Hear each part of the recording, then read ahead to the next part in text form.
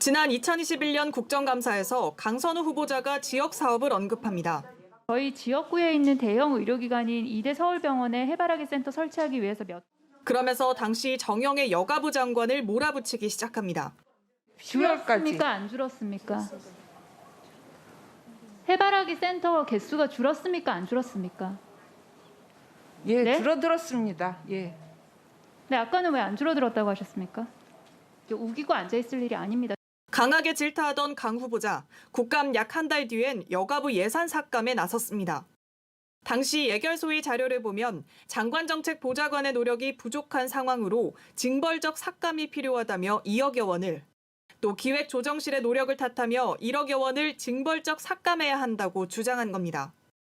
정 전 장관은 최근 강 후보자가 하라면 하라는 거지 무슨 말이 맞냐고 화를 내며 예산을 삭감했다며 결국 의원실 가서 사과한 뒤 예산을 살렸다고 폭로했습니다. 한 여가부 관계자도 JTBC에 강 후보자와 정 전 장관 사이 갈등이 있었다며 의원실의 자료 요구 폭탄으로 힘들어했던 기억도 있다고 전했습니다. 그런데도 민주당은 끝까지 엄호에 나섰는데 보좌진은 식구라는 황당 주장까지 나왔습니다. 식구 같은 개념이 있어요. 너무 이제 가까운 사이다 보니까 가끔 사적인 심부름을 아무 꺼리낌 없이 시키는 경우도 있을 겁니다. 하지만 여당 내에서조차 노동 감수성을 강조해온 민주당에 걸맞지 않는 주장이란 비판이 나옵니다. JTBC 강현입니다. 그 해바라기 센터 숫자가 감소하기보다는 이제 변경은 있지만 유사한 수준으로 유지되고 있고요. 그다음에 지원은 없고 장관님, 예.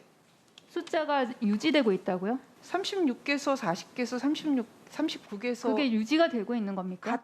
정 전 장관은 장관 당시 겪은 일을 적은 글을 최근 지인들에게 공유했습니다.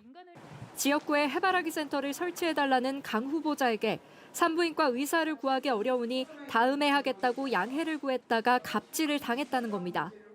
강 후보자가 하라면 하지 말이 많다며 화를 내며 여가부 기획조정실 예산까지 삭감했다는 주장입니다. 정 전 장관은 부처 장관에게도 갑질하는 의원을 여가부 장관으로 보낸다니 기가 막힌다고 했습니다. 이 같은 주장에 대해 강 후보자 측은 공식 입장은 없다고 밝혔습니다. 진보 진영에서는 오늘도 지명 철회 요구가 이어졌습니다. 민주노총은 강 후보자가 직장 내 약자에게 부적절한 언행을 하고 은폐하려 한 건 중대 결함이라고 했고, 참여연대는 임명 강행 시 새 정부에 대한 신뢰가 훼손될 것이라고 했습니다. 민주당 보좌진들 사이에서도 사기가 꺾였다거나 상실감이 크다는 반응이 나왔습니다. JTBC 한민정입니다.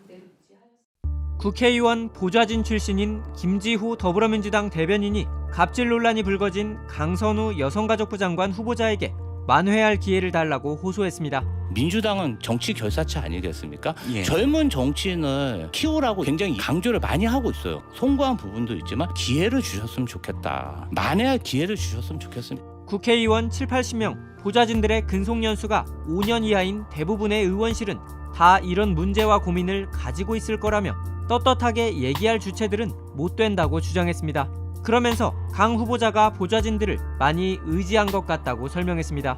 또 정영애 전 여가부 장관이 폭로한 예산 갑질 문제에 대해선 강 후보자가 경험이 적어 미숙했던 거라고 엄호했습니다. 그래서 강선우 후보자가 젊은 나이에 정치를 하고 경험이 없다 보니까 미숙하게 대처했고, 그래서 이제 이 부분도 좀 성찰하고 개선해야 된다 말씀드린 거죠.